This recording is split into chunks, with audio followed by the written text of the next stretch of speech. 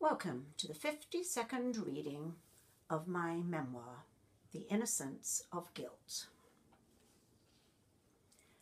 Future plans and a new boy enters my life.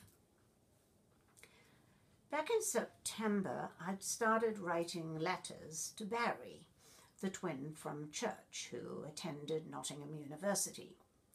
Another girl wrote to Brian, the twin who'd gone to London to study at the Northern Polytechnic. We'd been commissioned by the youth group organisers to convey news of the group and keep each boy up to date with church activities. In the new year of 1962, this girl admitted to a crush on Barry and asked me to swap twins with her so she could write to him. I agreed, as I liked both of them equally. In spring, they both came home for a visit, and Brian and I chatted on and off while attending Sunday school and church. He told me afterwards he only noticed me after I cut my hair short. He thought it suited me. The reason my beatnik scruffy hairstyle disappeared was due to my interest in taking a childcare training course at Dr. Bernardo's homes. A girl at youth group told me about it. She felt certain that if I applied, I could get in. Mum knew a retired lady at church who used to be a worker at one of the homes, so she arranged for me to visit her. The lady took one look at me and told me to cut my hair, or I wouldn't get a look in for an interview. I could have trimmed it a little or tied it back, but I went overboard and chose a shorter style. This retired lady knew the matron of Collier House, a Bernardo home in Stanway, a little ways outside town, and she put a good word in for me to have an interview. Mum came out with me and we sat in the large common room in comfortable easy chairs facing the matron, a woman in her 50s. I was petrified, and as usual, Mum ended up doing most of the talking on my behalf. At one point, the matron asked her if I was a nervous individual. Mum answered with an earnest expression on her face. "Oh no, my daughter's not at all nervous. She's not afraid of anything." I couldn't believe she'd lied for me. I feared she would tell the truth about her often difficult, obstinate, and definitely nervous daughter. Thanks to her, I passed the interview. Training wasn't offered at Collier House, only at larger Bernardo homes. These were scattered all over England, so I sent in an application and waited for a course to start at one of them. In the meantime, the matron advised me to volunteer at Collier House. This would help her give me a good reference towards being accepted into a course. After working at the factory, I cycled out to Collier House every day and helped the aunties, as the staff were called, look after the children. I helped bathe and put them to bed, then joined the staff in the common room for toast and coffee. Once they found out I could sew, they saved a huge pile of mending for me to do. One day an auntie called me to a window through which a small summer house could be seen, nestled amongst the trees at the bottom of the garden. An adolescent girl had barricaded herself inside. She defied authority, wouldn't amount to much, and all attempts to reach her had failed. I wanted to go out and talk to the girl, but didn't have the courage. My heart went out to her, but my mind posed the question of how on earth I was expected to care for the likes of her when I suffered similar problems myself. The idea of living in Collier House also rather depressed me. The unmarried aunties were quite content to spend their days caring for other people's children and their evenings spent mending, huddled around the fire. I often pondered Patrick's mother's words that I would soon be dissatisfied with that way of life. Still, I wanted to do something different. One of the girls at the factory wanted to leave too once I told her what I'd done.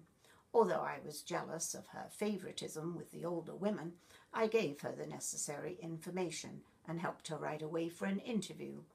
We kept our plans secret because if we were discovered seeking other employment, we could be given the sack.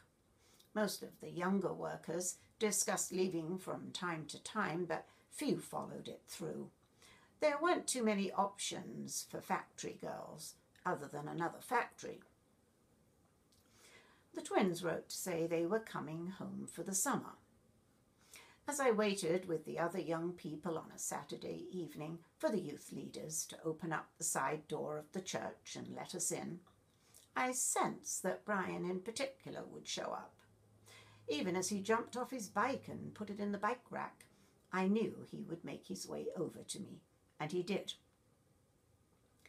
Over the course of the summer, we went to Clacton-on-Sea once or twice with youth group. We weren't dating, but my thoughts flew in that direction the more I saw him. He wasn't tall, but a good 4 inches taller than me.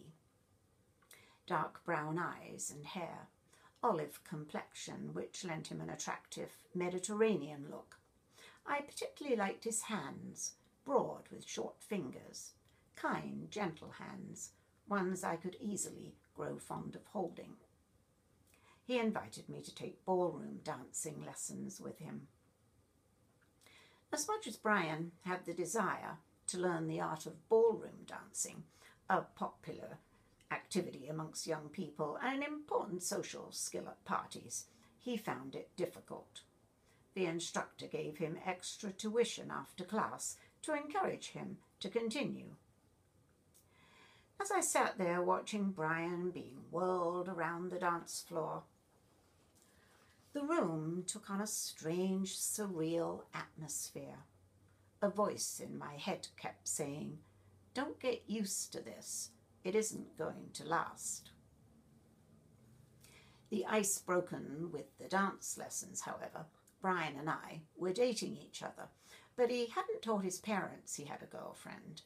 Although 6 weeks older than me, I was his first. We sat on a park bench and discussed the situation. He'd been going out with me on quite a few evenings, and when his parents questioned him, he'd told them our relationship was only platonic. I insisted he tell them the truth. I was introduced to them as his girlfriend. I'd been to his house once before with the youth group, but only as a face in the crowd. Now they needed to take me seriously.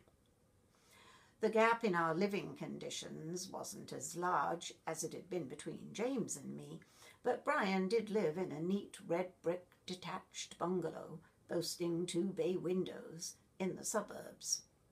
His house also sported a nameplate beside the door, Charnwood.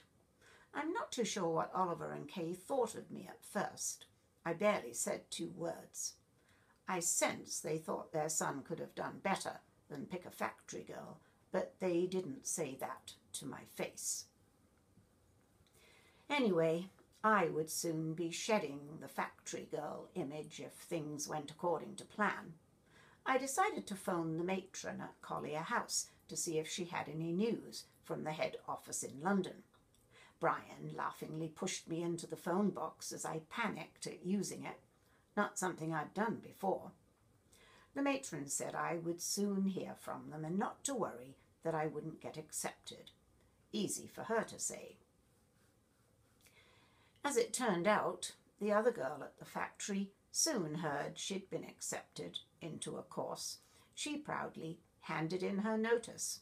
I, of course, dared not breathe a word about my application, and I harboured bitterness towards the girl instead of being pleased for her. Full of confusion regarding my future, I shared my fears with Brian. He tried to reassure me. "Don't worry. You'll get into a course and soon be out of that factory." To him, my irrational fears must have seemed ridiculous. He had no idea what games my mind played to cause me such panic and instability. A happy occasion got overshadowed by past sadnesses, weak patches woven into the fabric of my life. only a matter of time before the fabric ripped and sent me flying through to a place almost uninhabitable. We went on a last trip to Clacton-on-Sea with all our friends from youth group, spent a lovely day together playing slot machines on the pier and putting money in the jukebox. Our favourite song of the summer, Frank Ifield's I Remember You. As it played over and over, we proclaimed it our song, as if saying goodbye. We didn't know if we would be seeing each other again after the summer. Brian was due back in London at the end of September, but I had no idea where I was headed, wherever a course opened up. I wanted to see him again, as he felt like fresh rain pouring over my life, washing it free of pollution. I'd been honest about my past boyfriends. My romantic exploits must have sounded quite numerous and intense, because he asked me if I'd slept with any of them. Still, after that, and truth be told, right from the beginning, I felt less than worthy of him. My life, with its ups and downs, string of 5 boyfriends and goodness knows how many crushes before and in between, seemed sordid compared to his sheltered upbringing. Then there loomed the question of my mental state. I saw myself more and more as an imposter, knowing that Brian saw me as a Christian girl, seeking a worthy line of work, caring for unfortunate children, as close to missionary work as I could get. It sounded noble, and I wanted to live a good, pure Christian life. What I hid from him and my family, though, and possibly myself, was that childcare course offered an escape, a way to leave not only the factory, but my home and the family I showed such indifference to. Brian wouldn't understand, as he loved and respected his parents and brother. In short, I was running away. Then the letter from Dr. Bernardo's head office in London arrived. I had been accepted into a course in the village home at Barkingside near Ilford, Greater London. This meant Brian and I could continue our relationship. In our view, God had made it possible, so he must want us to be together. Brian said he became quite lonely during term time in London, and being able to see me from time to time would ease it. The tube, London Underground, ran all the way to Gants Hill, the closest station to Barkingside, which happened to be the end of the line, another sign that God must be on our side. When I handed in my notice at the factory, accusations flew around that I copied the girl who left before me to gain favour, to make myself look good. What could I do? I protested, claiming the idea mine all along, but they didn't believe me. My anger at them seethed to the point of boiling over. Why did I care so much about what they thought? I couldn't wait to walk out of the factory for good and start my new life, my new, perfect life. Thank you for listening. Please feel free to subscribe, like, or comment on this reading, and hopefully you will tune in to the next one. Bye for now.